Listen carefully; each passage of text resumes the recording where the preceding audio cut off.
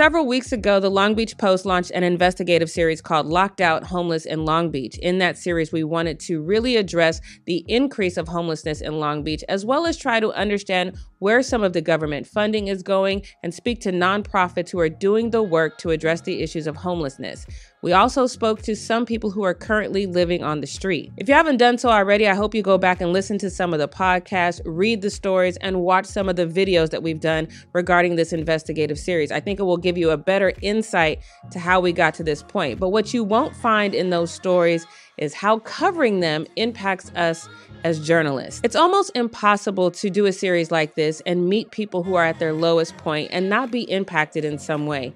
In fact, right out of the gate, you could hear the emotion of our executive editor, Melissa Evans, in our first promotional video for this series. I'm going to let you hear a portion of that video now, and then Melissa and I are going to sit down and we're going to discuss what we've learned, what we've experienced, and how covering this series has affected us. That's happening right now on this week's episode of The Word.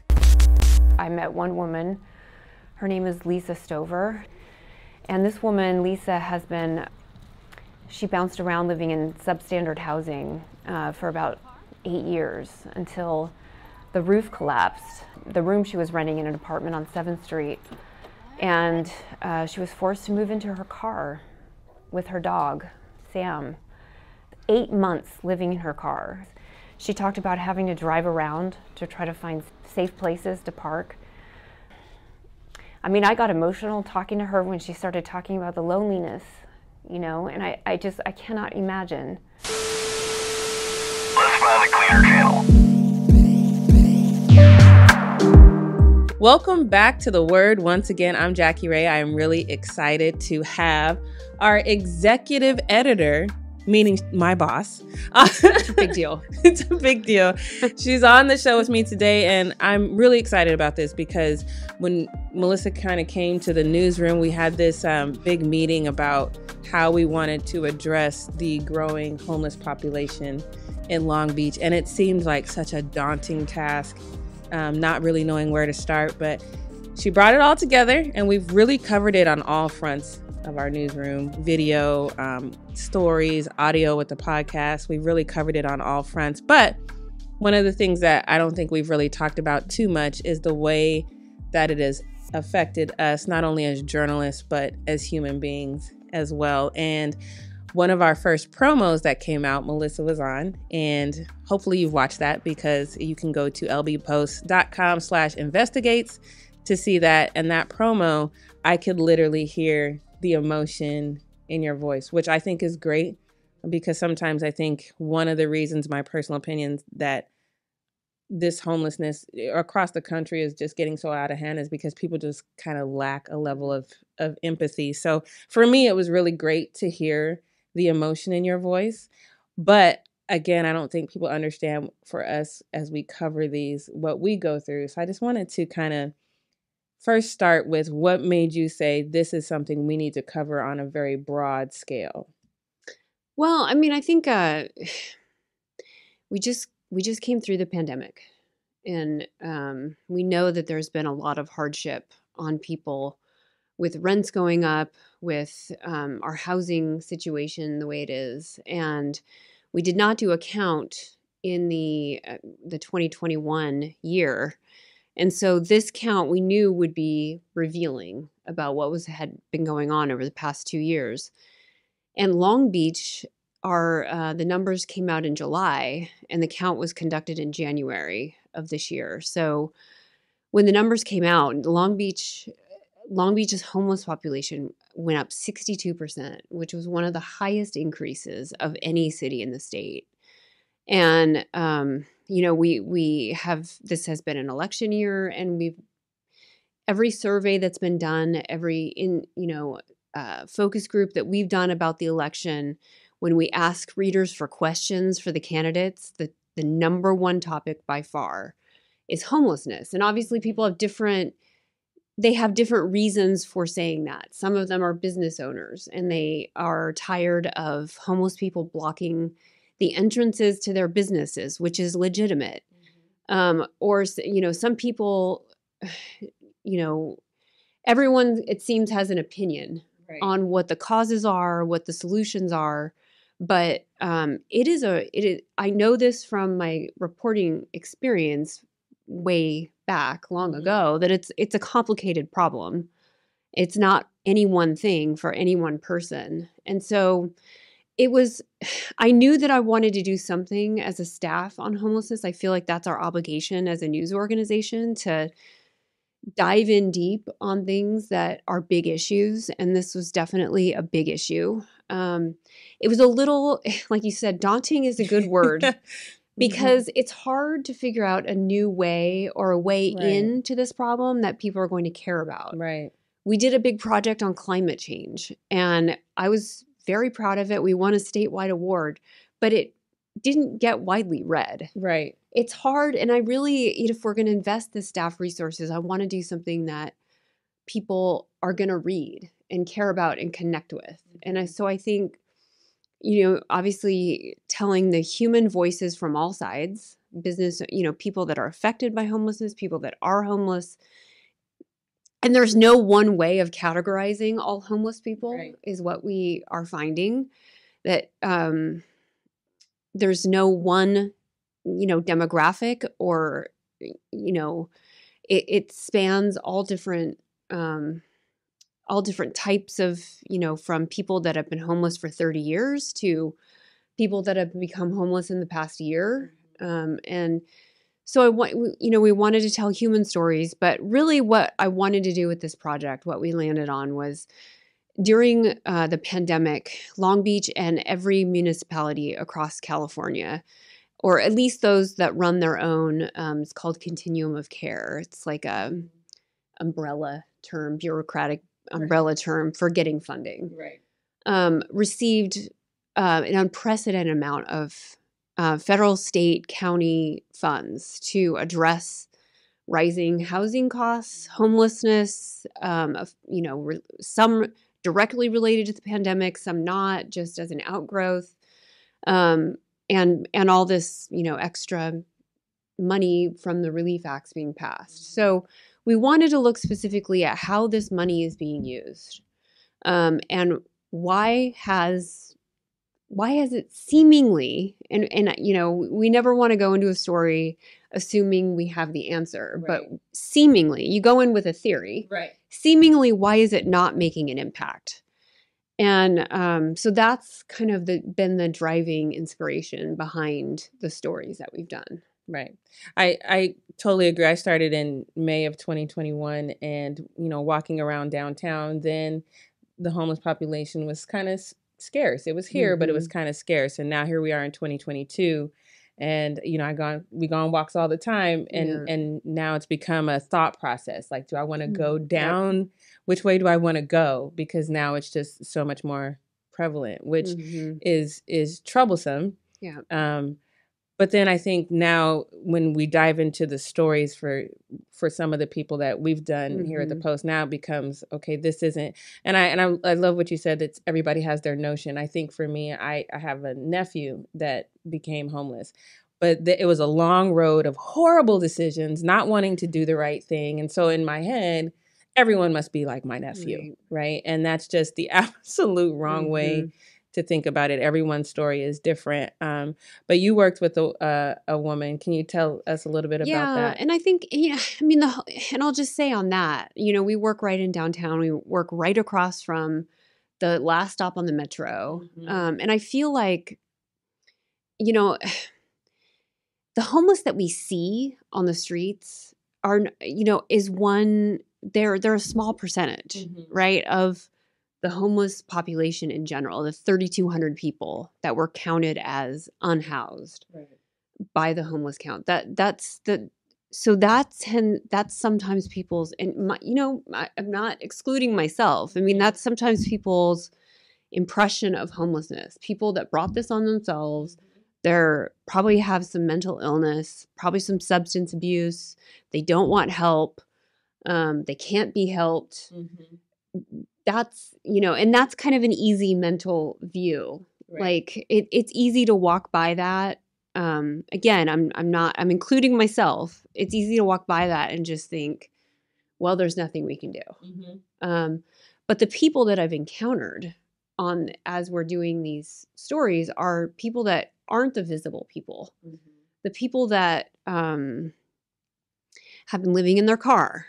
It's the people. There's been a couple, and we've interviewed all kinds of people, and I have interviewed people that have been homeless for over a decade, living in different, riverbeds and whatnot. The more stereotypical, but the ones that get me are the ones where I see myself.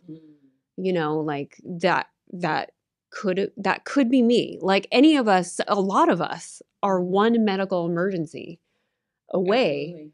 From, you don't realize how much like medical care plays. There's so many different factors that can play a role in this. And so a lot of those first time homeless people that I've interviewed, it's rattling because you realize they suffered from some mental or medical conditions that weren't, that I could suffer from. Right. And they didn't have, some of them even had insurance. That doesn't even necessarily mean having insurance doesn't prevent you from, not being overwhelmed with medical bills. But that was the case for a couple people. And it's scary when you think about that. When you think about those kind of people, the ones that you identify with, and you think, like, if I didn't have any kind of support, or if I didn't, it could be any of us out there. Right. And that's kind of been the message across the board from when I spoke to Dixie from, Christian Outreach. She said the same thing. So did Jeff Levine from the Long Beach Rescue Mission. Jeff actually said something that kind of scared me a little bit. He was like, I want you to keep in mind, look 10 years down the line, because what we're going to see is people who were mentally impacted by COVID now ending up on the street. And I think that was one of the things, when I did my story on Ronnie, he was never diagnosed with depression. And, one of the things that he's told me that stood out to me was like, I remember being like 5, 6 years old, sitting on the couch, and my mom saying, why aren't you smiling? Just keep smiling. So at 5 or 6, there was clearly signs. And so then it becomes this thing. He said, I had great jobs, but I would just get in there and I'd just be sad. And then I would end up not going. Ends up going to jail. He gets diagnosed in jail. And then that's when he gets on medication. But he's like 60 at that point. So, it's one of those things where not only once he got on medication, he's completely 180. Like, so our health and medical system kind of failed him in making sure he was diagnosed properly. But then at the same time, like you said, there was a story with the construction worker who said he's worked so long and now he's was living, because I know that that's no longer the case, but living in a roach infested situation. That's terrifying. Yeah. That is terrifying. Yeah. And you look at, it's so hard to be, to listen to their stories because it feels so hopeless. Like you can feel a lot of these people aren't able to work. They just can't. Like, the gentleman, John Doe, that I think you're referencing, he, he's in his 60s. He has a number of debilitating health issues. And he says he wants to work again, but you just think to yourself, I don't know if that's feasible. Like there has to be some kind of pathway for this guy. But often there's just not enough capacity. Right. Like, and the thing I think that the theme that we're finding is that there are a lot of people in government and in nonprofits and out there doing a lot of stuff that's very commendable. I mean, it's been heartening. I mean, there's a lot of people that care and this is hard work. What we're finding to be a pattern is there's a lot of ways into the system. Like, and a lot of that COVID money has paid for like more MET teams and the HEART team, these, kind of transforming police, law enforcement and fire to, or pairing them with social workers and mental health to kind of make these teams so that, they can refer people they encounter instead of policing. refer these people to the to the multi-service center is what they call the hub of social services, or to a bed, a boarding care, or to, these teams are intentionally to get people referred places. There's the whole multi-service center that is basically a giant service center for probation, for mental health, for case management, for, they have lockers and showers, and it's basically kind of like a hub. And I've been there a couple times, and it's bustling always.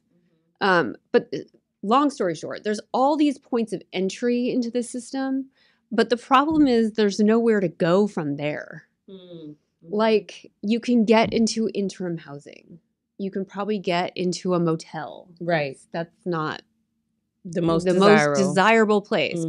But these places were meant to be temporary, right? Like they weren't meant to house people long term. The problem is, once you get into interim housing, where are you going to go from there? Right. That's the problem, is that there's not enough. I did this story on emergency housing vouchers. I mean, this is rent. This is like something people wait years to get, one of these housing vouchers. And they finally get one after being, on a Section 8 waiting list, or, filling out all this paperwork for an emergency voucher. They finally get this golden ticket, and they can't use it. Right. There's no housing. No one will take it. Yep. Or, there's all kinds of perceptions about people with vouchers and whatnot. But that seems to be, we're working on our next story right now about mental health. And it's the same thing. It's like this, there's just all these referral points. I tell you this story, and Jeremiah Dobruck and he's kind of taking the lead on this. Talk about, and you mentioned earlier how, like, working on these stories, you can't help, if you're a human being and you're a reporter, you can't help but get emotional about some of this stuff. Right. But I'll tell you, like, one of the main women that we're talking to for the story she lives in Texas. She's the mother of a young man who's been on the streets in Long Beach, in and out of jail. So this woman calls us the day that, about a month ago or more, we had a scary incident in Long Beach where there was a man stabbing people. Yes. One person died. And that day that we were reporting this, we got a call from this woman in Texas, and she was terrified it was her son. Oh my God. And so that's unnerving. I know. So, Jeremiah he's so good with these people who call, and he made some calls and followed up with her and let her know it was not her son. But then we did a follow-up interview with her because we were curious. The woman sent us video of her son and having an altercation with, he had assaulted a man in downtown, and the mother actually reached out to the man to apologize and explain. God. I mean, it's just, this woman, and she's not a woman of means. She can't afford an attorney. She lives paycheck to paycheck. She can't get her son back to Texas because he's on probation. So he can't leave the county. She can't get a hold of anybody. She said every day she checks jail records and news websites in hopes of getting some idea of where her son is. These are the kinds of people. Right? That just gave me chills. I know. I can't even imagine. So we're trying to tell the story kind of through her experience with the system. And let me just tell you, like, it is especially with mental health, which the city is not the primary agency. It's the county that administers mental health, or that has access to the funding for mental health. It is a mind-blowing, right, complicated. I mean, there's so many interactions: probation, criminal, jails. You got the public defender's office. You have, then same thing. If you get 5150'd or you get thrown in jail, you get arrested for something, they evaluate you. The hospitals will hold you for 72 hours or however long they can. And then what? Right. There's nowhere to go. Yeah, that is terrifying. Like, yeah. My heart I feel for that mother, because that just can't, I just can't even imagine. But that's one of the things that I've learned. Like, every story is just so uniquely different. Mm-hmm. One of the aspects that I really wanted to dive into, but I haven't been able to, is because I haven't found a woman that would talk to me. But when I was out with Ronnie, there was this woman that was walking around basically naked.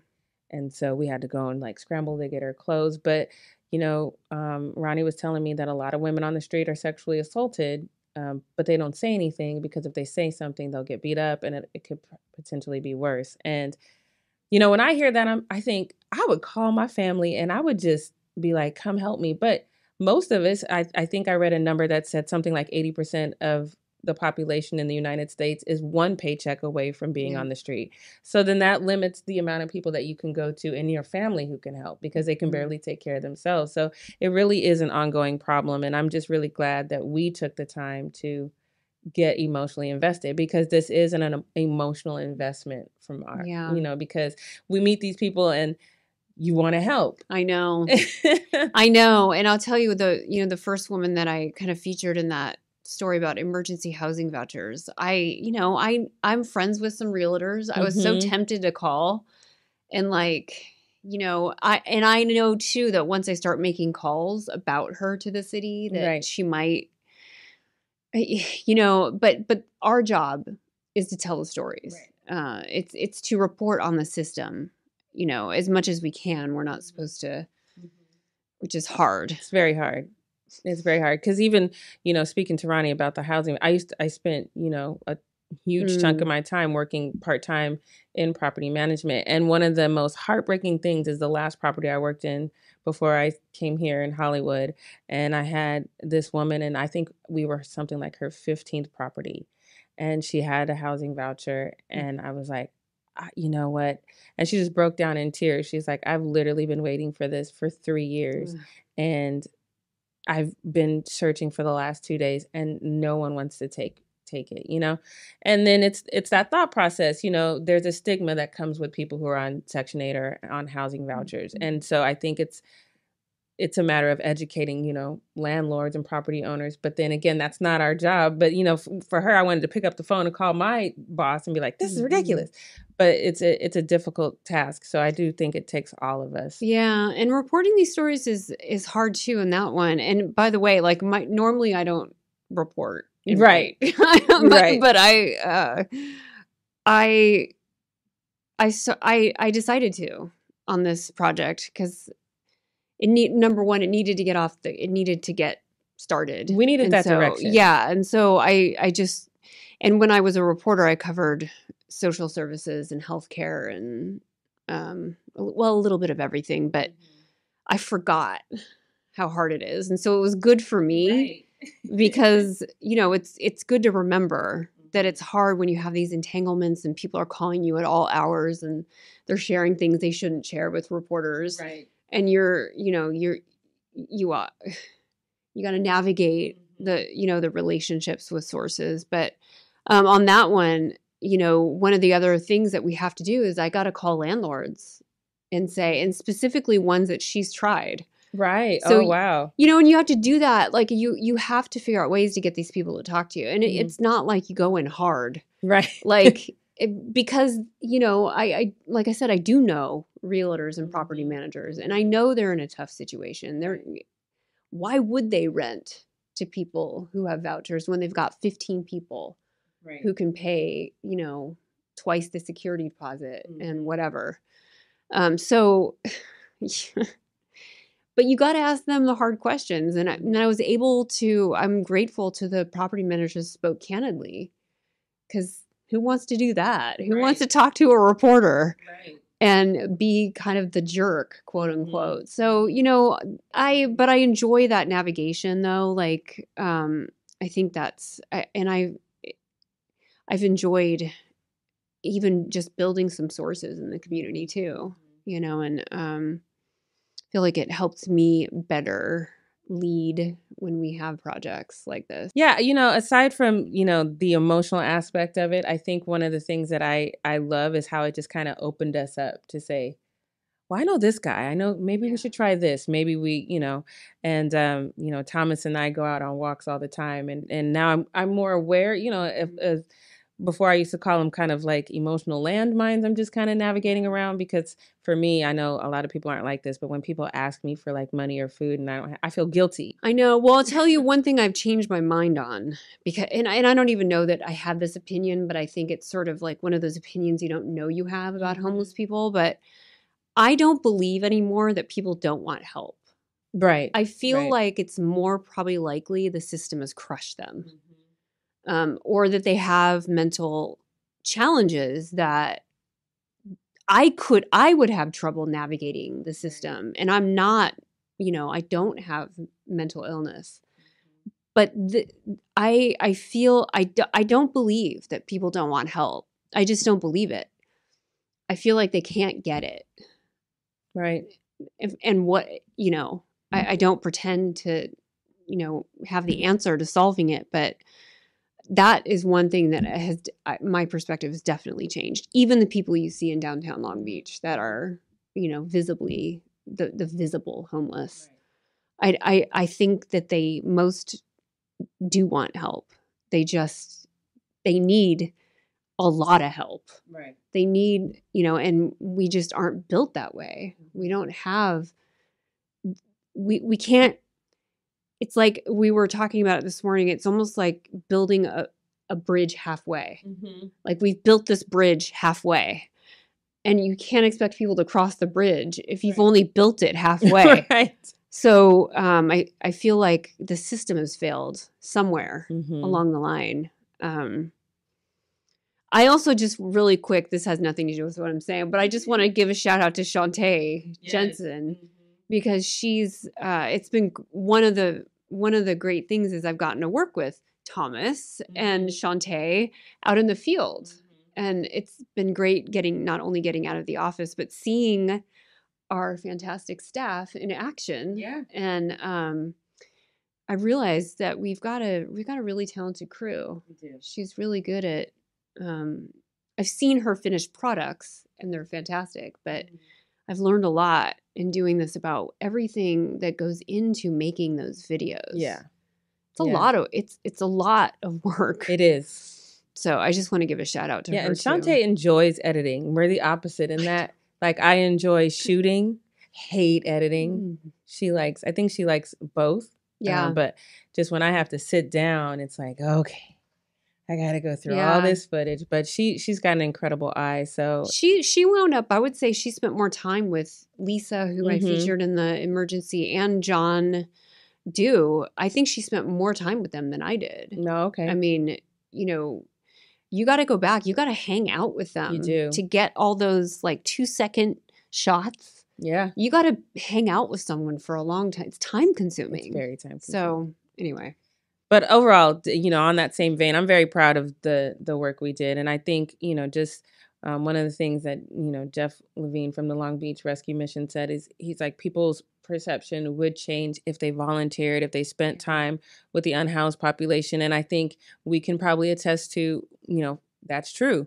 And we didn't even volunteer per se. We're just telling these stories and learning how people ended up in, not only how they ended up in these situations, but how there's a lack of resources for them to get out. And I think once you know that and you see it firsthand, it really does change your perception. So the same thing I've been saying, I think the last 3 podcasts, if you have the opportunity to go out and volunteer, even for a day, I highly encourage you to do that, especially if you are, creating petitions to get nonprofits out of your community who are doing the work.